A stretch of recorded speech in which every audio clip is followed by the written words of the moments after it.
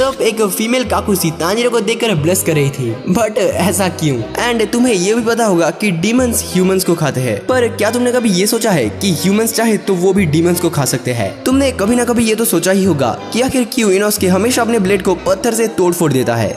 Demon slayer की दुनिया जितनी खूबसूरत है उसके पीछे उतने ही राज छुपे हुए हैं। एंड आज मैं तुम्हें उन्हीं राज यानी कि ऐसे ऐसे हिडन डिटेल्स के बारे में बताने वाला हूँ जिनके बारे में लिटरली किसी को भी नहीं पता। जैसे कि क्या तुम्हें पता है कि रेनगोकू हमेशा से एक पेट रखना चाहता था एंड उसे पेट्स काफी ज्यादा पसंद थे, बिल्कुल ही तुम्हारी तरह, बट ऑब्वियसली वो रख नहीं पाया क्योंकि रेनगोकू के डैड को एनिमल्स पसंद नहीं थे। खैर, अगर तुम्हें ये पसंद आया है देन आगे और भी ऐसे हिडन डिटेल्स है जो कि तुम्हें डेफिनेटली पसंद आएगा, खास करके लेवल 5 के हिडन डिटेल्स जिसमें कि मैं ऐसे ऐसे सीक्रेट्स और राजों से पर्दा हटाने वाला हूँ जिनके के बारे में तुम्हें कभी भी पता नहीं चलता अगर तुम मेरे इस वीडियो को ना देख रहे होते। सो आराम से बैठो और इस वीडियो को एंजॉय करो। नाउ अब बात करते हैं हमारे वाइल्ड बॉय इनोस्के की। तुमने कभी ना कभी ये तो सोचा ही होगा कि आखिर क्यों इनोस्के हमेशा अपने ब्लेड को पत्थर से तोड़ फोड़ देता है। वेल, अकॉर्डिंग टू इनोस्के अगर वो अपने ब्लेड को ऐसा बनाता है तो वो ना सिर्फ दिखने में खतरनाक लगता है बल्कि जब ये किसी डीमन का जिस्म चीरती है तो तब दर्द भी कई गुना बढ़ जाता है। हालांकि ऐसा करने से उसका ब्लेड काफी वीक हो जाता है और जल्दी ही टूट भी जाता है। पर तुम्हें तो पता ही है कि इनोस्के को इन सब चीजों से घंटा कुछ फर्क नहीं पड़ता।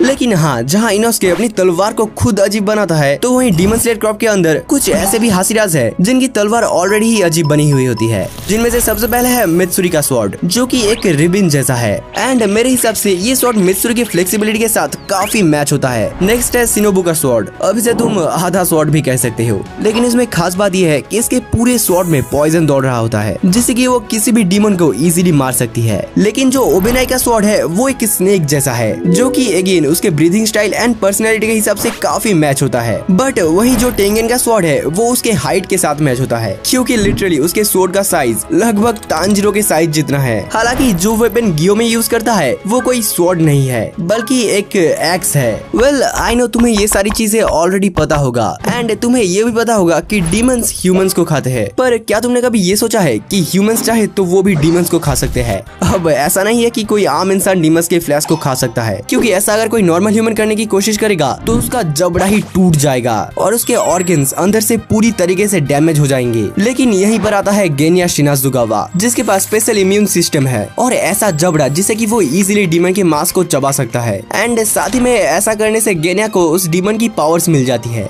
अब मांगा और एनीमे में कहीं पर भी ये चीज क्लियर नहीं है कि वो ऐसा कर कैसे पाता है, लेकिन हाँ, मांगा के एक चैप्टर में ये जरूर बताया गया है कि एक और ऐसा स्पेशल ह्यूमन सेनगोकू एरा में एग्जिस्ट करता था।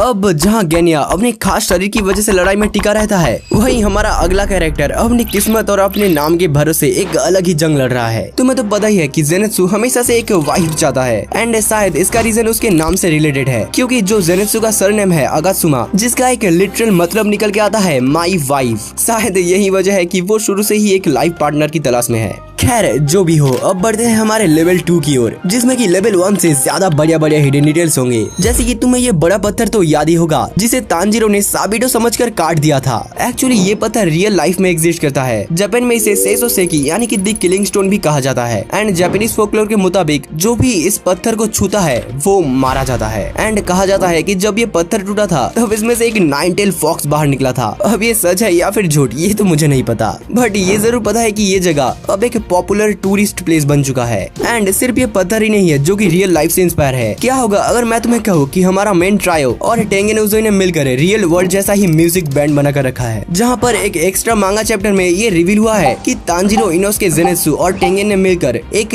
रॉक बैंड बनाया है जिसका की नाम है स्टाइलिश ट्रॉफी डेमोक्रेसी। इस बैंड में हमारा तांजीरो लीड वोकलिस्ट है, इनोस्के अपनी पूरी एनर्जी ताइको ड्रम्स में निकालता है, टेंगेन हारमोनिका हैंडल करता है और जेनेत्सु सामीसा बजाता है। अब तुम्हें तो पता ही है कि म्यूजिक बजाने के लिए जरूरी है ब्रीथ कंट्रोल जो कि उनका नेक्स्ट लेवल है क्योंकि बटरफ्लाई मैंशन में उन्होंने कंसंट्रेशन ब्रीथिंग स्टाइल को लगातार यूज करना सीखा था। लेकिन क्या तुम्हें पता है कि ये टेक्निक एक्चुअली रियल लाइफ से इंस्पायर है एंड इसका नाम है बॉक्स ब्रीथिंग जो कि काफी पावरफुल रिलैक्सिंग टेक्निक है एंड साथ ही में ये काफी सिंपल है। सबसे पहले तुम्हें 4 सेकंड आराम से सांस लेना है, 4 सेकंड सांस रोकना है, फिर 4 सेकंड सांस छोड़ना है एंड देन 4 सेकंड सांस रोकना है। बस इसी चीज को तुम्हें बार बार रिपीट करना है जब तक कि तुम रिलैक्स और काम नहीं हो जाते। नाउ अब अगर तुम रिलैक्स हो चुके हो तो नेक्स्ट हिडन डिटेल के बारे में भी सुन लो। तुम्हें तो पता ही है कि गियो में ब्लाइंड है पर क्या तुम्हें पता है कि आखिर वो ब्लाइंड बना कैसे? सो जब गियोमे बच्चा था तब उसे एक्सट्रीम हाई फीवर हो गया था एंड वो बुखार इतना ज्यादा था कि उसने गियोमे की आंखों की रोशनी ही हमेशा के लिए छीन ली।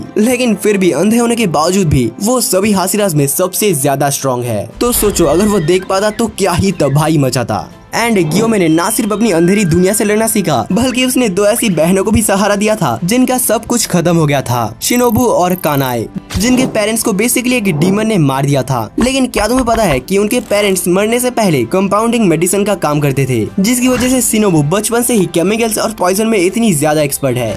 सो फाइनली अब हम आ चुके हैं लेवल 3 में, जो कि ऑब्वियसली लेवल 2 से बढ़िया होंगे। जैसे कि हम सबको पता है कि तांजीरो की सेंस ऑफ स्मेलिंग कितनी ज्यादा कमाल की है, बट ये तो सिर्फ 1% है जो कि तुम्हें पता है उसके बारे में, क्योंकि तांजीरो ना केवल चीजों को स्मेल कर सकता है बल्कि वो लिटरली दूसरों के इंटेंशन को भी स्मेल कर सकता है। जैसे कि उसने शिनोबु के गुस्से को फील कर लिया था जबकि वो अपने फेस पर कुछ भी शो नहीं कर रही थी। और यही नहीं, तांजीरो ने मुजान की स्मेल को लगभग 2 सालों तक याद रखा था। एंड तुम्हें तो पता ही है कि हर स्ट्रेंथ के साथ एक वीकनेस भी आता है। तांजीरो का सबसे बड़ा वीकनेस क्या है पता है? वो झूठ नहीं बोल सकता। हाँ आई नो थोड़ा अजीब है बट यही सच है। चाहे सिचुएशन कितनी भी सीरियस हो, उसकी होनेस्टी उसे एक्सपोज कर देती है। मतलब लौंडा एक तरफ दूसरों के इंटेंशन को तो स्मेल कर लेता है और दूसरी तरफ खुद ही अपने इंटेंशन को छुपा नहीं पाता। एंड शायद इसी वजह से उसका दिल भी बाकी डीमन स्लेयर से अलग है। तुमने नोटिस किया होगा जब भी कोई डीमन डिफीट होने के बाद अपनी सैड बैक स्टोरी बताता है तब तांजीरो तुरंत ही इमोशनल हो जाता है। वेल क्योंकि उसके लिए डीमन सिर्फ एक दुश्मन नहीं है, क्योंकि उसकी अपनी बहन नेजुको खुद एक डीमन है। तो तांजीरो जानता है कि हर कोई जन्म से बुरा नहीं होता, इसीलिए वो डीमंस के पेन को समझ पाता है, जिसकी वजह से उसका ये इमोशनल साइड उसकी लाइफ के दूसरे हैबिट्स में भी दिखता है। जैसे कि तांजीरो को लेटर्स के थ्रू बातें करना बहुत पसंद है। वो regularly Urokodaki, Giyu, Tengen and Entertainment District की लड़कियों और इवन रेनगोकू के छोटे भाई के साथ लगातार लेटर एक्सचेंज करता रहता है। बट इन सब में गियू उसे कभी भी रिप्लाई नहीं करता।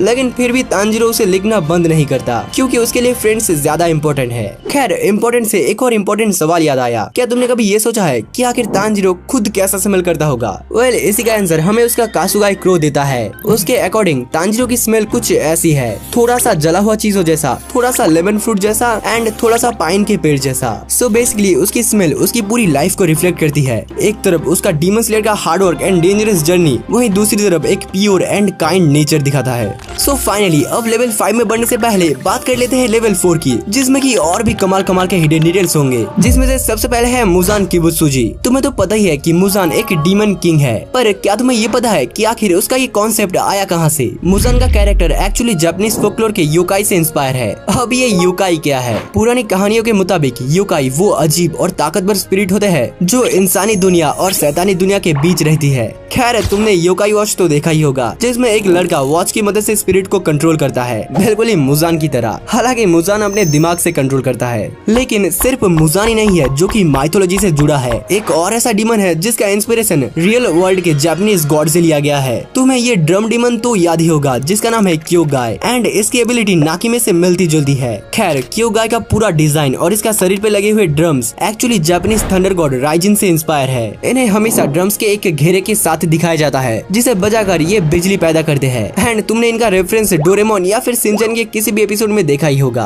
अब देखो गॉड की बात चल ही रही है तो मैं तुम्हें बता दूं कि डीमन स्लेयर के अंदर 2 और ऐसे कैरेक्टर है जिनका इंस्पिरेशन रियल वर्ल्ड के लेजेंडरी गॉड से लिया गया है, जिसमें से सबसे पहले है मिचिकात्सु सुकीगुनी, जिसका इंस्पिरेशन सुकियोमी यानी कि दी मून गॉड से लिया गया है। वहीं उसका भाई योरिची सुकीगुनी, जिसका की इंस्पिरेशन अमातेराजु यानी कि दी सन गॉड से लिया गया है। हाँ पता है, इनसे तुम्हें नारुतो का याद आ गया होगा। वेल जो भी हो, तुम्हें तो पता ही है कि योरिची का ब्रीदिंग स्टाइल यानी कि सन ब्रीदिंग, जिसे कि तांजीरो की फैमिली ने हिनोकामी कागुरा डांस के रूप में संभाल कर रखा था। बट क्या तुमने कभी ये सोचा है कि आखिर पूरे सीरीज के खत्म होने के बाद उन सारे ब्रीदिंग स्टाइल का हुआ क्या? सो बेसिकली मांगा के अंत के बाद उबियाशी की फैमिली ने ये इंश्योर किया कि ब्रीदिंग स्टाइल हमेशा के लिए जिंदा रहे। उन्होंने इसे खत्म होने नहीं दिया और एक ट्रेडिशनल डांस में बदल दिया, स्पेशली हिनोकामी कागुरा को, जिसे की आज भी हर साल एक रिचुअल डांस के रूप में परफॉर्म किया जाता है। ये रिचुअल उबियाशी की फैमिली के शिंतो श्राइन में होता है। लगता है कि उबियाशी की फैमिली बड़ा अच्छा काम कर रहा है, लेकिन फिर भी बहुत लोगों को ये लगता है कि डीमन स्लेयर के ऑथर को फॉरशैडोइंग करना नहीं आता। बट ऐसा नहीं है, क्योंकि मुगेन ट्रेन आर्क के शुरुआत में जब इनोस्के ने पहली बार ट्रेन को देखा था